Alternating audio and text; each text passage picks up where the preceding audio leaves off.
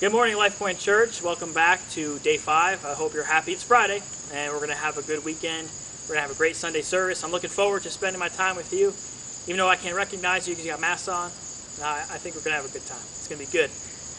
We're concluding our lesson this week about the Prince of Peace, and I hope you enjoyed that story that we looked into on how God can speak just simple words, peace, be still, and show his authority and his power, and that we share that with him, and he shares it with us. Actually, he gives us that authority that he has, and we can bring peace into our lives and other people's lives. Share his word with someone. Speak simple words sometimes into somebody. Hey, I'm praying for you.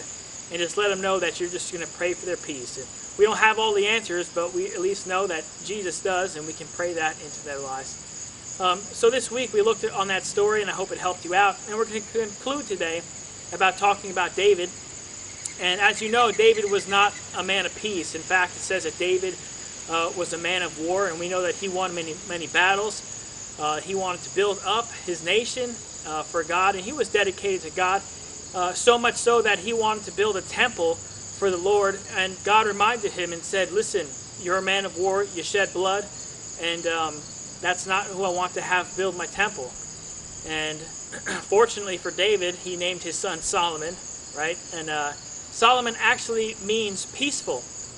And I find it so almost humorous that Solomon's name means peaceful, and he was the prince of David, and Solomon was literally the Prince of Peace. And he would be the one that would build the temple, and that would strengthen Israel.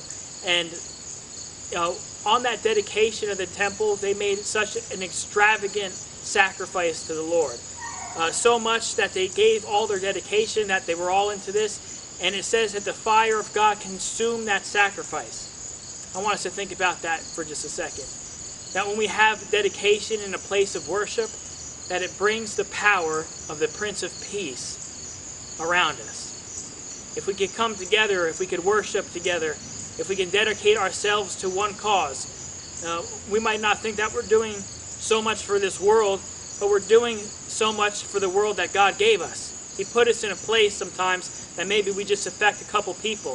If we can dedicate ourselves to that, to our church family, if we could come together and if we can worship, we're going to surround ourselves with the Prince of Peace. I know so much sometimes that when we get into a Sunday service and things are going crazy during the week, I don't know what happened to you so far this week, but I can guarantee you some of our stories that we could share would make people ill, or man, what it is that we're going through when we get to a place in Sunday and we finally get to worship together, and that peace of God comes over us, and everything just kind of washes away.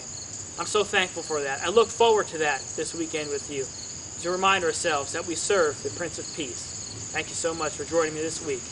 Peace of God.